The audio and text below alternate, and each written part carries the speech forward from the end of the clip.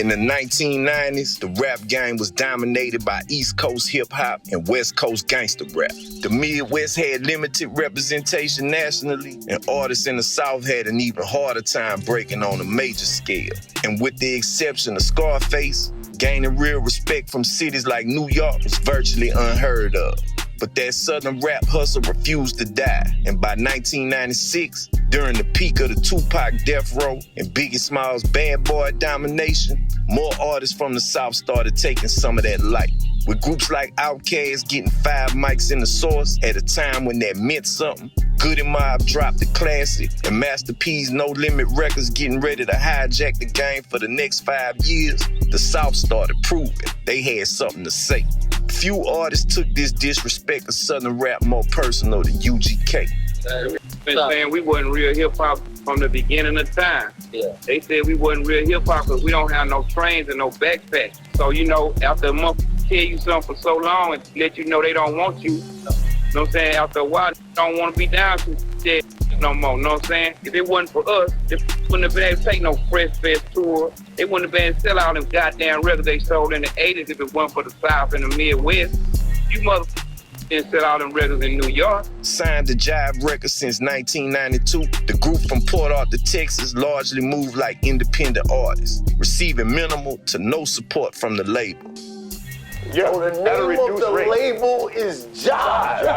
Good job, Chuck. No offense to y'all, but I always wondered about that. I know what Jive mean. Like, why they name the record company Jive? Against all odds, Pimp and Bun still managed to make a dent in the game. With 1992's Too Hard to Swallow and 1994's Super Tight, the duo built a die-hard cult fan base. So in 1996, going in to record their next album, Ridin Dirty, they set out to do something they hadn't done yet and ended up with UGK's magnum opus.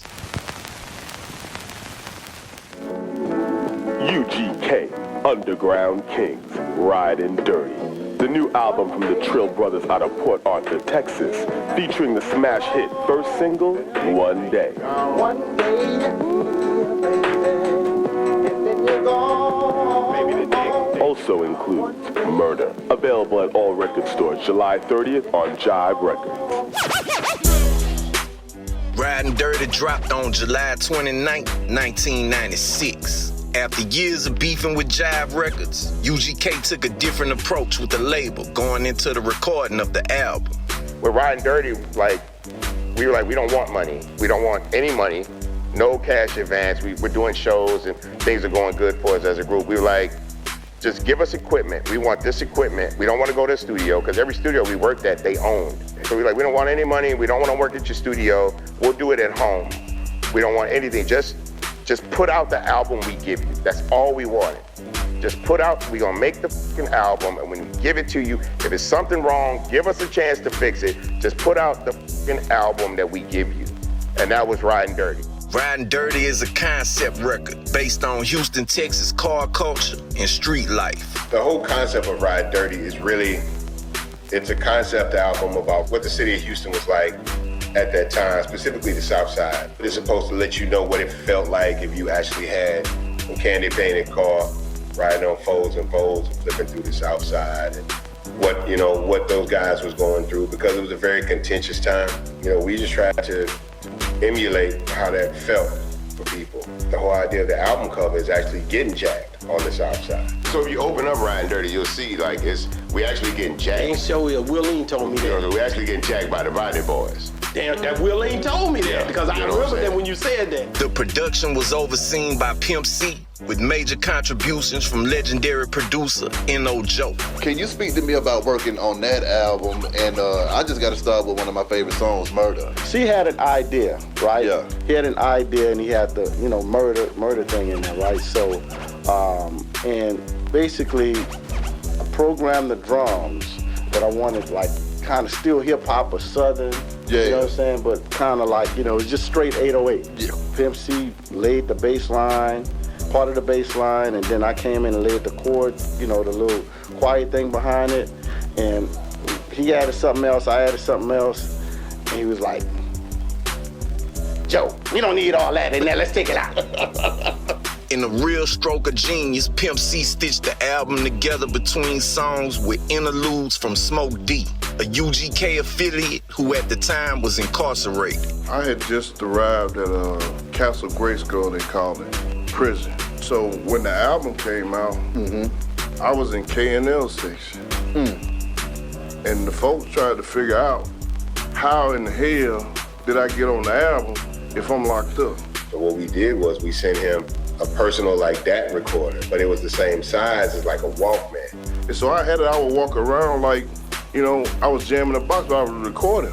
There's a scene like right before Murder, you hear him talking to this Colombian dude who got jammed up, and Colombian dude is talking about how he ended up in jail, somebody snitched on him. This motherfucker, he just got low, you know what I mean? Because we got to get out here. Ain't no place here for us, you know? The song comes on with DJ DMD scratching a live dance hall recording session by Little John and Yellow Man from 1982.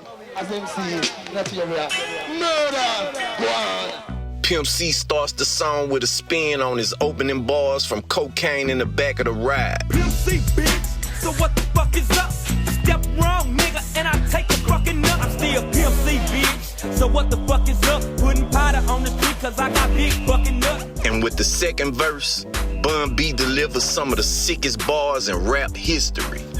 So Ridin Dirty, I was like, look, man, we're gonna need you're gonna have to give me a record that allows me to show motherfuckers I can really, really rap. And so Murder ended up being that record. So Bun come in, and Bun is like, you know, Bun quiet. Yeah. I went out the night before, I had partied or whatever. I was still fucked up from the night before. And so I came over to the studio, and so I sat down, I wrote my rhyme, and I literally went underneath the board and went to sleep while they like tracked out the record and laid everything out. And Pimp did his verse, and then they woke me up and it was like, yo, Bun, it's time for you to do your verse. Y'all ready? Yeah. Get in there, man. Boy, Bun went in there and killed it. My right? God. A big part of UGK was about being able to replicate everything we did on the record on stage. And so I did the verse the first time, and I messed up right towards the end. And they was like, "It's okay, we can punch you in right there." And I'm like, "No, I'm not gonna punch in." And so I went back and did the entire song all the way through. So the version of my verse that you hear on Murder is literally the second take. Nigga Bun rip with one clip soon as the gun slip. Now I done whipped out my Pirelli, flying through your belly, and some smelly red jelly is dripping out of your belly. And man, when he finished that song, me and C was jumping around the studio like, oh my God, oh this nigga, hey. She was like, nigga, I'll put Bun against any one of you whole ass niggas, man. And then I put Bun against any one of you whole ass niggas, dog. Like, you know what I'm saying? Nobody really from the South had really rapped like that before. And it kind of set the tone for rappers after that, like the T.I.s, the Killer Mikes, the Ludacris's, to one, not only show your lyrical ability, but then two, to be able to still be distinctly Southern, right? So, you know, a lot of times before that, it would be, you know, if you tried to be too lyrical on a record from the South, people would say you're trying to rap like you from the East Coast. And I never wanted that to be an issue. I wasn't ever trying to rap like I was from the East Coast. I wanted to show that I was good enough to rap next to anybody from anywhere, specifically rappers from the East Coast. Ridin Dirty is one of the greatest albums ever, and Murder is a perfect microcosm of its greatness, displaying UGK at its peak and propelling them into the pantheon as one of the greatest groups of all time. My attitude was big, you know what I mean? So after saying that, yeah, I feel like it was gonna be bigger than this, because I always had high expectations for UGK. I think that's why I spent so much money in the studio on the album, and I took the extra time to put special shit in them songs that cost a little bit more money that the record label didn't want me to do. This is how Murder by UGK was built.